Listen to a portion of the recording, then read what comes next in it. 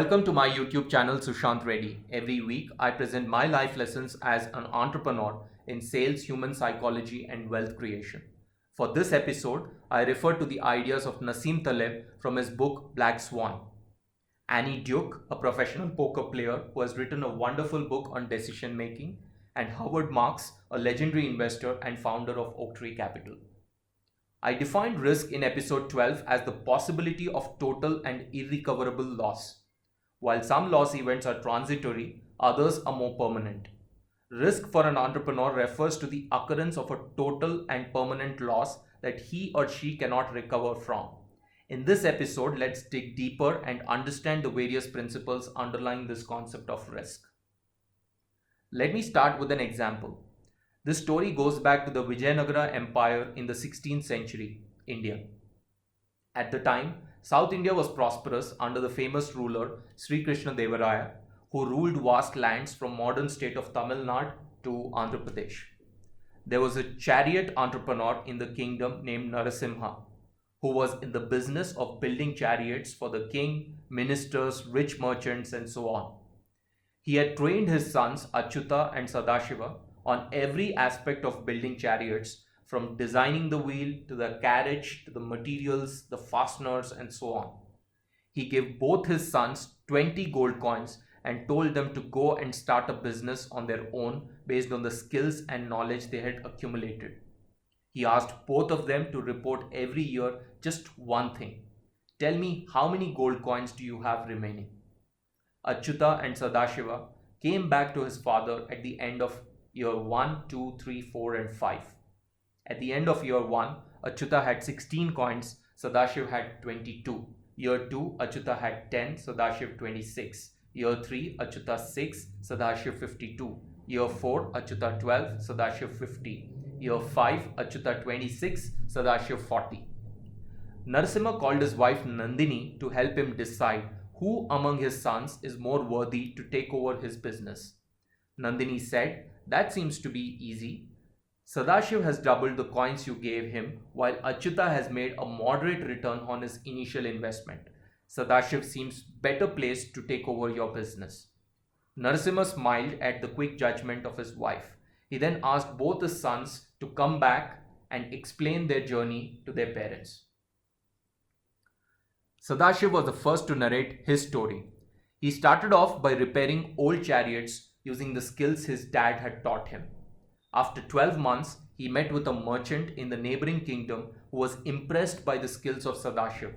He offered his gold to set up a large workshop in the neighboring kingdom, to which Sadashiv quickly agreed. They were lucky in year 3. The king just returned from a conquest with a lot of gold. He also had a large fleet of chariots that were damaged in battle, and all the workshops were given a handsome price to repair the damaged chariots. Sadashiv got a huge order and was working day and night on the order for the next 2 years. Business soared in this time, and Sadashiv ordered more steel, hired more employees, and leased bigger land to expand his business. Last 1 year has seen a relatively weak business from the king and his guards, and Sadashiv is waiting now for the next large order from the kingdom. Achyuta, on the other hand, spent his first year traveling across North India, going to Persia and far-off places to understand chariot technologies of different kingdoms. He noticed that the design of the horseshoe that protects the horse hooves in marshy terrain in Persia was vastly superior to the ones used back in South India. He interned with a farrier in Persia for 1 year. Farrier is the guy who fixes the horseshoes. The farrier taught him how to make horseshoes and service them over a lifetime. He came back to Vijayanagara, and instead of focusing on chariots, he began to focus on horseshoes. While chariots were used by kings and merchants, horses were used by the common public, and Achyuta's horseshoes became quickly popular.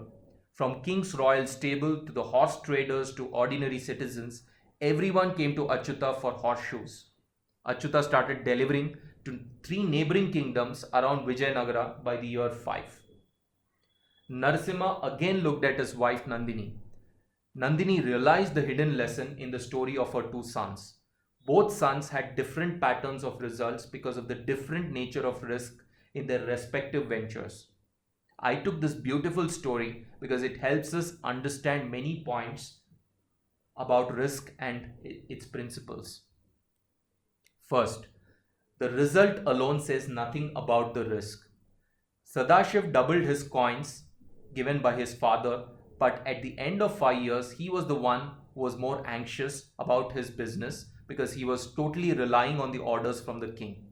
His king might have other priorities, might be diseased or dead, or they might have a famine and hence low tax collections. Just looking at the gold does not tell us the implicit risks in the business of Sadashiv.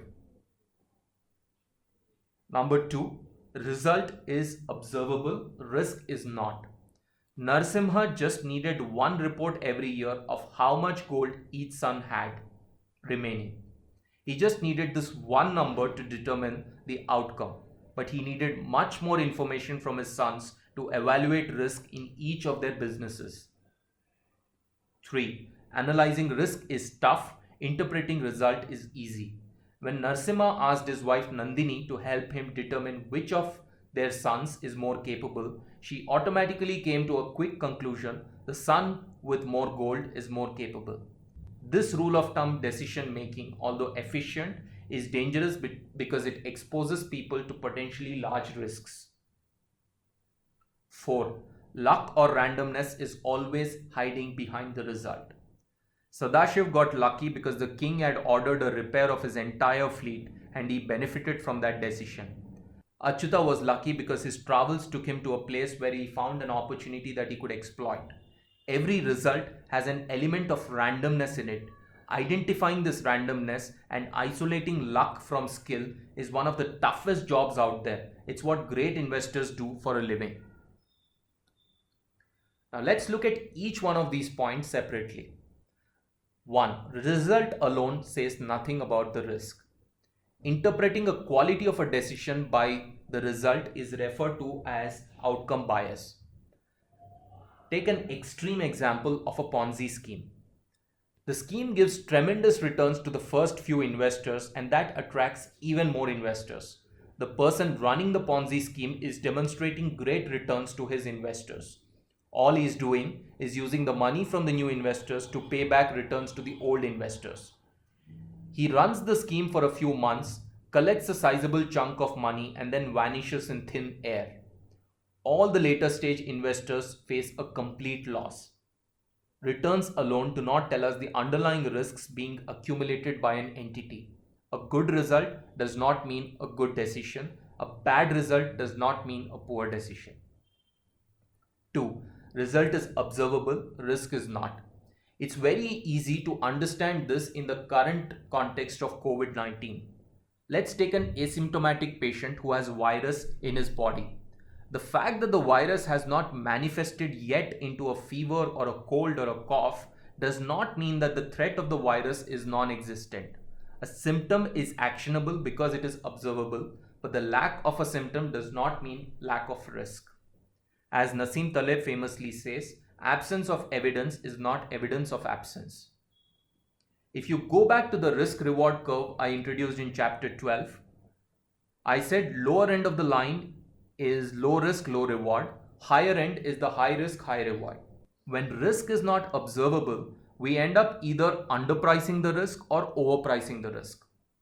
When you underprice the risk, you think that you're getting a high return at a relatively low level of risk. The hidden risk can come back to haunt us at a later date. Or we end up overpricing the risk and hence perceiving that it is a low return opportunity and let it go. By not pricing the risk accurately, we either end up exposing ourselves to too much risk or we pass on a good opportunity. Risk is challenging not only because it is difficult to predict in the future. It is equally challenging to observe it correctly in the past. The world gives success and failure titles based on the result because it is easy and efficient. In 2009, Captain Sully landed a US Airways flight 1549 in the Hudson River and miraculously all 155 people on board survived. It was followed by a movie in which Tom Hanks played Captain Sully. Most papers and the world simply spoke about the leadership, courage, and quick thinking of Captain Sully. I'm sure most of the world would brand Sully as an irresponsible, dangerous pilot and investigated his flying credentials had 1549 blown up or killed passengers on board. The world wants to take quick decisions. Measurable outcomes help us quickly brand something or someone as a success or a failure. While this might sound unfair, it is efficient because it saves time. The downside of such decision making is that it exposes us to the biases and traps of decision making. So the next time you reach out to an investor, a customer, or an employee, don't worry if you're branded a failure, or don't be elated if you're branded a success. Most likely, they themselves are a victim of fast decision making that gives a large weight to the outcomes and a low weight to the process. Number 4, luck or randomness is always hiding behind the result. Randomness is the invisible agent that influences a result. It is extremely tough to separate the effect of randomness from the outcome. If you're an Avengers fan, you will notice that a rat saved the world. Had the rat not got back Ant-Man from the quantum realm, Avengers could not have saved the world from Thanos. In the last 5 years, we have seen some completely random events changing the future of businesses and life forever. A lot of tech companies have hit gold, while a lot of travel, food, and hospitality businesses, even after taking a lot of right decisions, have gone bankrupt. Separating this randomness from the result and judging the decision purely based on the underlying process is an extremely challenging task. In the next episode, I will discuss how an entrepreneur can objectively measure and manage risk in daily lives. To summarize, outcome does not give us any clue of the risk. Good outcome can come out of a bad decision. Bad outcome is equally likely from a good decision. Results are observable, risk is not. Pricing risk correctly, both in the past and the future, needs a lot more time and effort. The world uses measurable outcomes for faster decision making. While this improves efficiency, it exposes us to large risks or makes us pass a good opportunity. Randomness is hidden inside outcomes, and it is very difficult to remove the element of luck from outcomes. Thanks for watching. For weekly videos, you can subscribe to my channel or to my newsletter on sushantreddy.com. Until next time, stay safe and goodbye.